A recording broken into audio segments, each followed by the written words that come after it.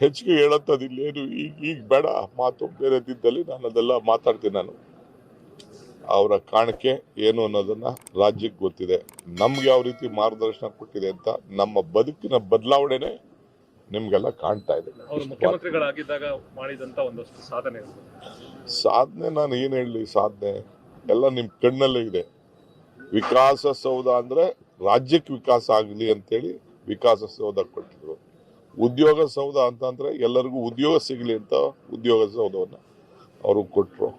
ಪುಟಾಣಿ ಮಕ್ಕಳಿಂದ ಹಿಡಿದು ಬಿಸಿ ಊಟ ಕಾರ್ಯಕ್ರಮದಿಂದ ಹಿಡಿದು ರಾಜ್ಯಕ್ಕೆ ಒಂದು ದೊಡ್ಡ ಆರ್ಥಿಕವಾದಂಥ ಶಕ್ತಿಯನ್ನ ನೀಡಿದವರು. ಇವತ್ತು ಬ್ರಿವೇಜ್ ಕಾರ್ಪೊರೇಷನ್ ಪ್ರಾರಂಭ ಮಾಡಿ ರಾಜ್ಯಕ್ಕೆ ಹೆಚ್ಚು ಹಣ ಶೇಖರಣೆ ಮಾಡಬೇಕಾಗಿತ್ತು ಅಂದ್ರೆ ಅವರು ಕಾವೇರಿಗೋಸ್ಕರನೇ ಅಧಿಕಾರನ ತ್ಯಾಗ ಮಾಡೋಂಥ ಒಂದು ಪರಿಸ್ಥಿತಿ ಬಂದಿತ್ತು.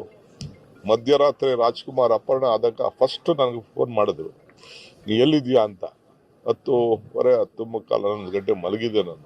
ನನ್ನ ಹೆಂಡತಿ ಬಂದು ಕೃಷ್ಣ ಸಾಹೇಬ್ ಫೋನ್ ಮಾಡ್ತಾವ್ರೆ ಅಂತ ಎಬ್ರಿಸಿದ್ರು. ತಕ್ಷಣ ಓಡ್ ಬಂದೆ.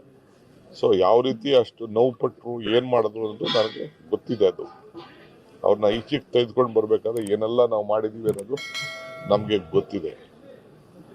ಅಷ್ಟು ಒಂದು ಆ ರಾಜಕಾರಣದಲ್ಲಿ ಗವರ್ನೆನ್ಸ್ ಕರ್ನಾಟಕ